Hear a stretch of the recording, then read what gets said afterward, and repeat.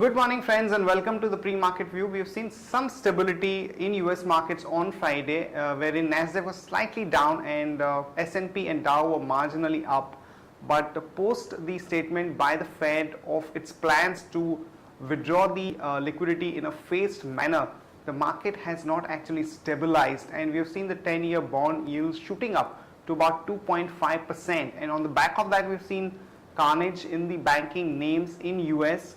And also European markets were down about 1 to almost about 1.75% as the risk of credit has actually increased post this Fed plan to withdraw the QE3.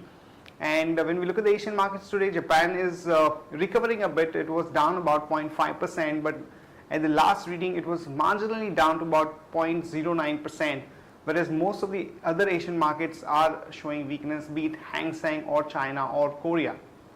Talking about the flows, friends, FIs were net sellers in the cash market to the tune of almost about 1769 crore, and the domestic institutions were buyers in the cash market to the tune of about 1200 crore, and in index futures FIs were sellers to the tune of about 269 odd crore.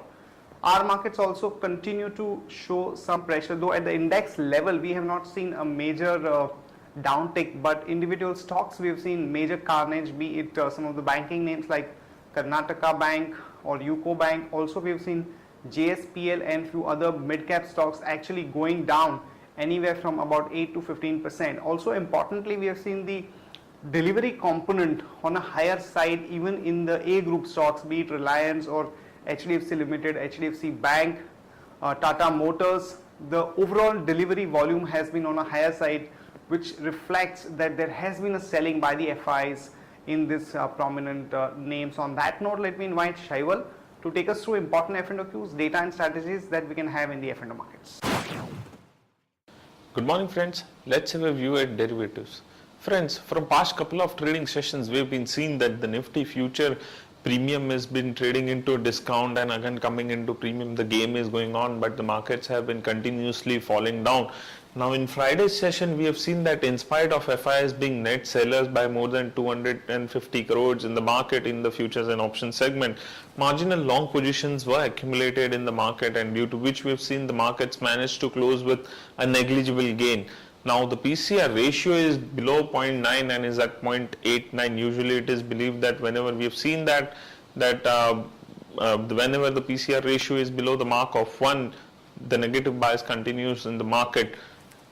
From the options front, what we have seen is that 5,600 put options stands with highest number of shares in the open interest, followed by 5,500, and good amount of activities also been witnessed in 5,600 call option as well as put option, and on higher side 5,700 call option has witnessed a good amount of activity in open interest. So broadly this has been suggesting, as we have entered penultimate week of expiry, 5,700 would act as a hurdle for the market. Also our weekly VWAP is 5735, so this will be the resistance area for the market, and as we are trading below this, our bias for the market is negative, and 5,600 is the range which we have been eyeing for. Yes, we know there is hardly something, there is hardly some points on the lower side, but if Nifty manages to close below this level, then only we will be revising our expiry targets.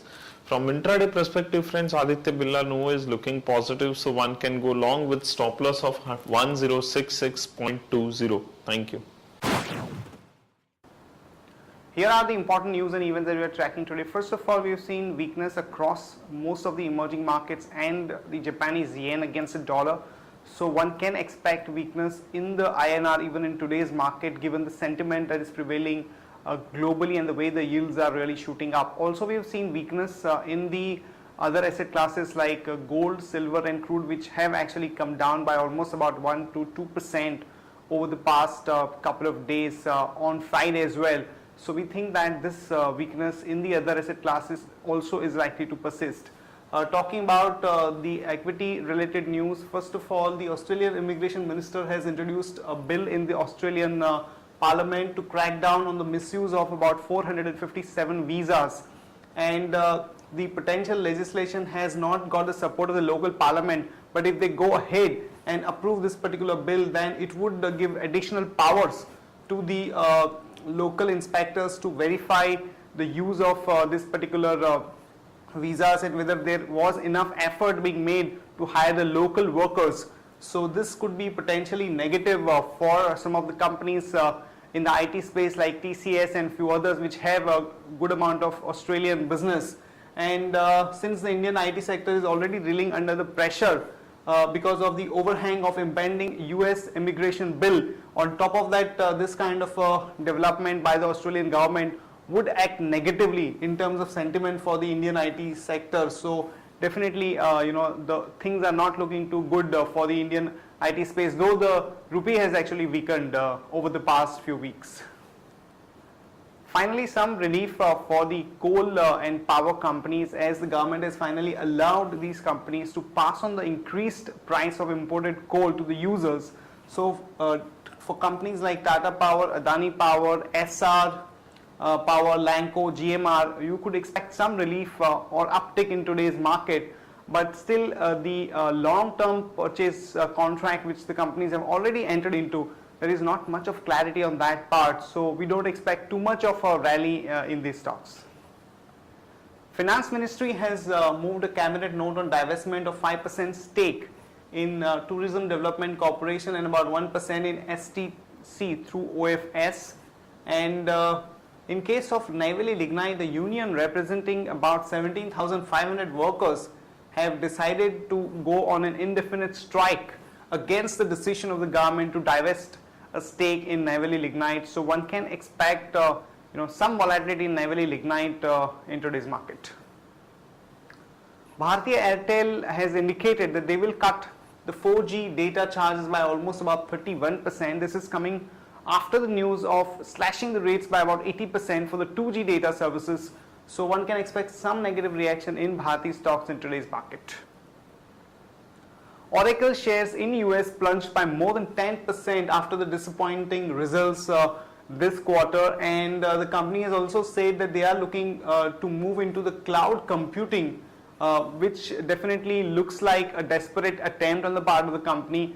And we think that even the Indian counterpart, Oracle Financial Services, could actually take a hit because of this development in US. So one can short OFSS with a stop loss of 2793 and a target of about 2655 to about 2600.